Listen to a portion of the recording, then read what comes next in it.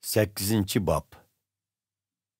Әмді xetinladı ki, butqa atab nazir qılğan göçni yeyish yoki yemeslik meselesi keleyli.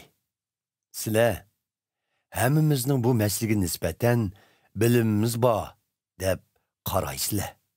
Biroq bilimi ko'p bo'lgan odam takabburlashib ketishi mumkin.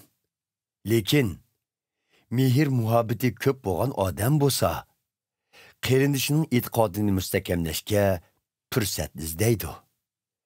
O'zini bilarman chaqlaydigan kishi amaliyotda bilishga tegishli narsalarni bilmaydi. Lekin Xudoni so'ygan kishi Xudoning nazarida haqiqatan bilimga ega odam bo'ladi. Xo'sh, endi butqa atab nazr qilingan go'sh masalasiga kelayli. Bizga ma'lumki, ko'p odamlar cho'qinayotgan butlar Xudo emasdir. Yegona Xudodan boshqa iloh yo'qdir. Gerçi ba'zilar dunyoda nurg'un ilohlar bor. Ular zemin va osmonda yashaydi deb qaragan.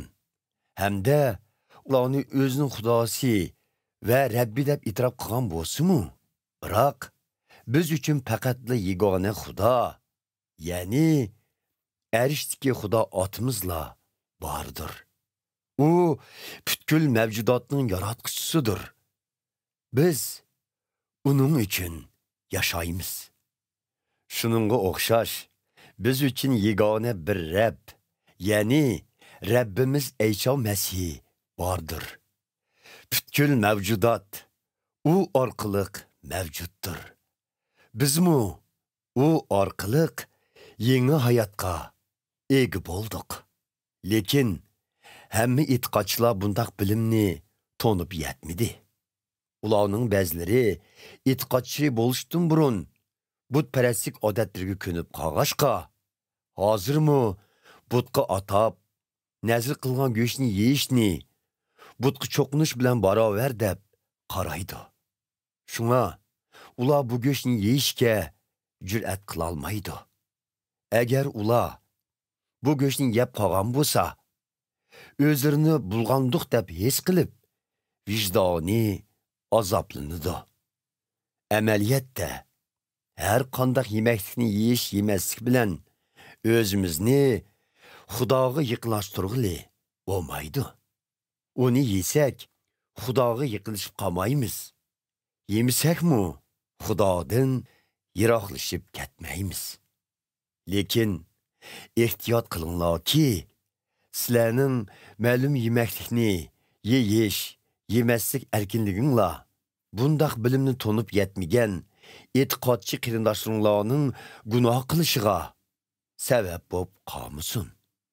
Chunki bundoq bilimni to'nib yetmagan bir e'tiqodchi butning Xudo emasligini bildigan sizlarning butxonda o'tkazayotgan ziyofatda butqa atab nazr qilgan go'shni yeyotganliginglarni ko'rsa, sizlarga agishib, o'z vijdoniga qarshi holda u go'shni yeyishi mumkin. Undaqda sizlar uning o'z vijdoniga qarshi holda gunoh qilishiga da'vat qilgan bo'lib qolmamsizlar. Oqibatda bundaq bilimni to'nib yetmagan bu qarindishimizning e'tiqodi sizlarning biliminglar tufaylidan vayron bo'lishi mumkin. Holbuki Eyso Masih uning uchunmi qurbon bo'lgan. Sizlar qarindoshlarni o'zlari xato deb qargan ishlarni qilishga da'vat qilsanglar, qarindoshlar oldida gunoh o'tkazib, ularning vijdonini jarohatlab qolmasdan, Eyso Masih oldidami gunoh qilgan bo'lasizlar.